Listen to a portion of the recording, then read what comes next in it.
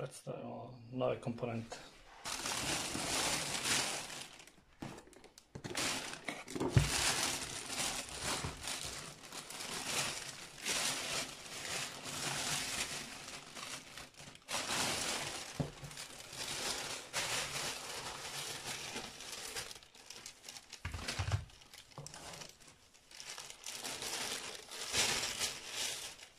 What's in the box?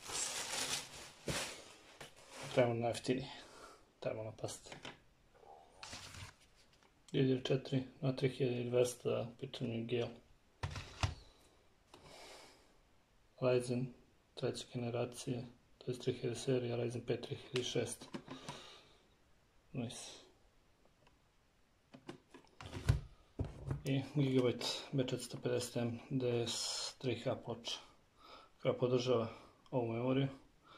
Ima 4 RAM modula, jedan PCI Express 3x16, jedan PCI Express 2x16 i jedan PCI 2x1 slot, 4.3.1 USB-a i 4.2.0 USB-a i M2 koji čekamo da sastavimo kompjuter.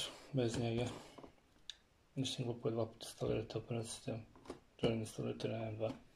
Još samo tu komponentu čekamo i krećemo sa stavljanjem.